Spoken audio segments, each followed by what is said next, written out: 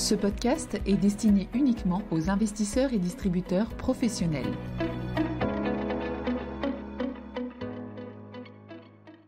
Bonjour à tous, aujourd'hui nous allons parler d'un thème d'actualité, l'inflation, et nous allons voir comment il rentre en collision avec le thème des inégalités. L'accélération de l'inflation à laquelle on assiste depuis quasiment un an exacerbe les inégalités, je pense que tout le monde en a l'intuition, mais il paraît pertinent de s'arrêter un peu sur le sujet et d'aller un peu plus loin. Les causes de l'accélération de l'inflation font débat, elles ne sont pas nécessairement les mêmes dans les différents pays, mais on peut tout de même dire que la flambée des prix de l'énergie et de l'alimentation explique une part importante de l'accélération de l'inflation. Clairement, le choc sur le prix de l'énergie et de l'alimentation a été très puissant. Si on regarde l'évolution des prix de l'énergie sur un an pour les États-Unis ou pour la France, nous avons atteint en 2022 des niveaux qui n'avaient pas été atteints depuis les deux chocs pétroliers des années 70. De la même façon, si on regarde l'évolution des prix de l'alimentation sur un an pour les États-Unis ou pour la France, nous sommes au plus haut niveau depuis près de 40 ans. Cette hausse des prix de l'énergie et de l'alimentation pénalise beaucoup plus les ménages les moins aisés.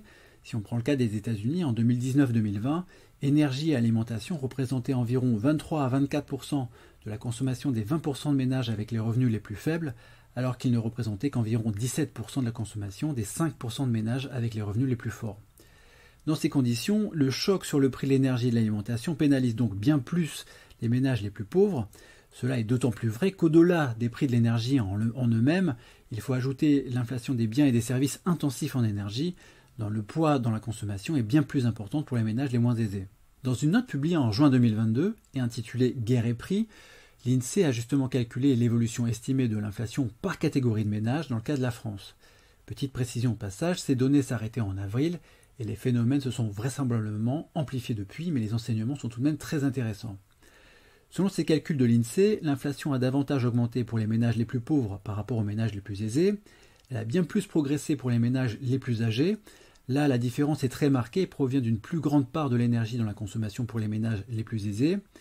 L'inflation a aussi davantage progressé pour les agriculteurs et pour les artisans que pour les cadres. Enfin, l'inflation a aussi beaucoup plus progressé dans les zones rurales par rapport aux grandes villes et encore plus relativement à Paris. Là, on peut parler de creusement des inégalités régionales. L'accélération de l'inflation exacerbe donc les inégalités selon plusieurs dimensions et pas seulement en fonction des revenus. Un peu plus récemment, la membre du directoire de la BCE, Isabelle Schnabel, a communiqué une estimation de l'écart d'inflation entre les ménages les moins aisés et les ménages les plus aisés. D'après les économistes de la BCE, l'inflation était en août 2 points de pourcentage plus élevés pour les 20% de ménages aux revenus les plus faibles par rapport aux 20% de ménages avec les revenus les plus élevés. C'est énorme quand on sait que la cible d'inflation de la BCE est justement de 2%. Au final, on voit bien que l'accélération récente de l'inflation a bien plus érodé le pouvoir d'achat des plus pauvres. De plus, il est également assez clair que l'excès d'épargne accumulé durant la crise Covid a été concentré dans les mains des ménages les plus aisés. Les ménages les plus pauvres ont rarement pu accumuler de l'épargne pendant la crise Covid et doivent donc souvent avoir recours au crédit s'ils veulent maintenir leur niveau de consommation.